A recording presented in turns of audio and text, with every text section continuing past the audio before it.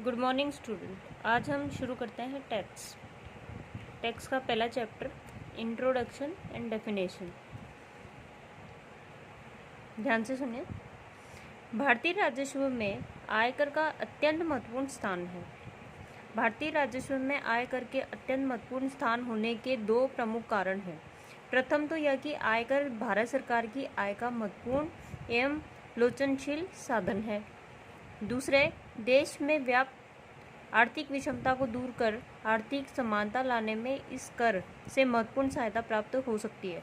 हमारे देश में एक ऐसे समय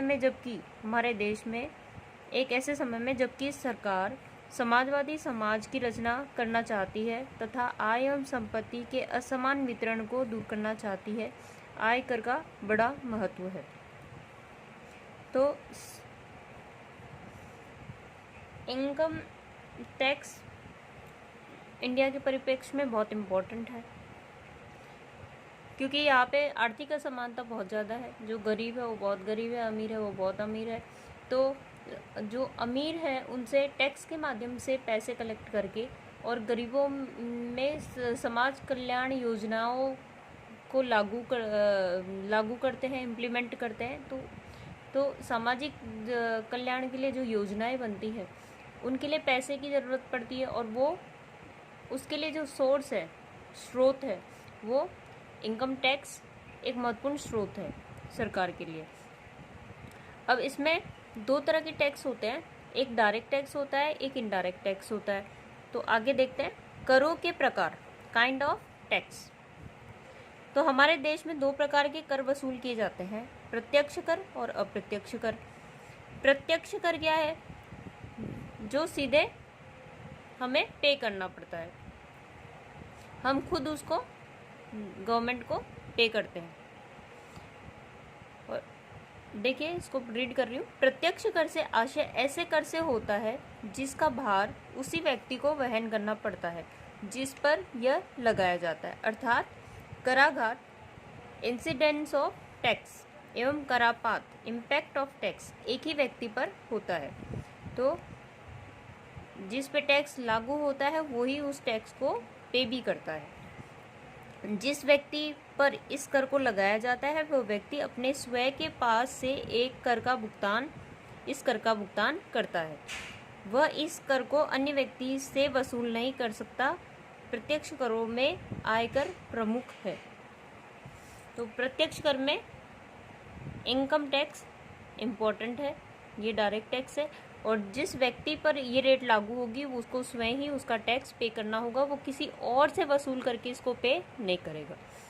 अब अप्रत्यक्ष कर देखिए।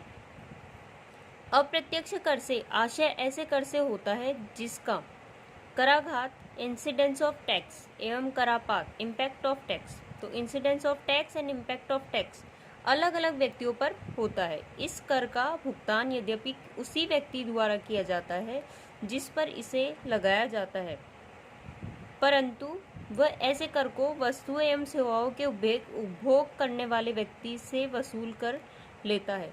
इस प्रकार ऐसे कर का भार बर्डन और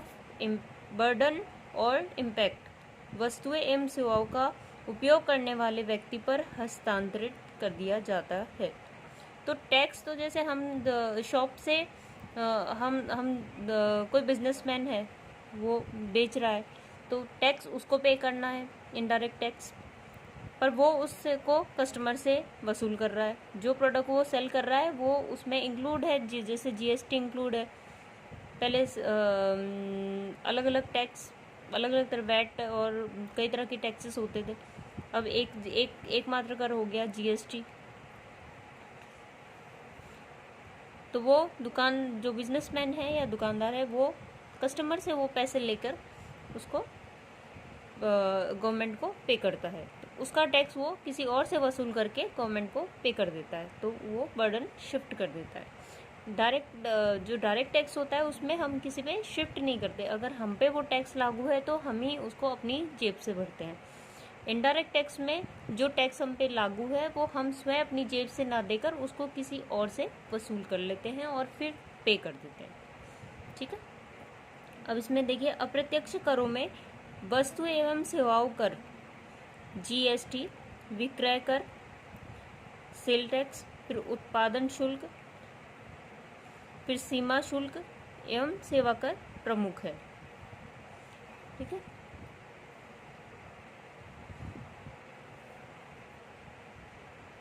तो अब जो रह गया है वो है एक तो जीएसटी, एक ही टैक्स।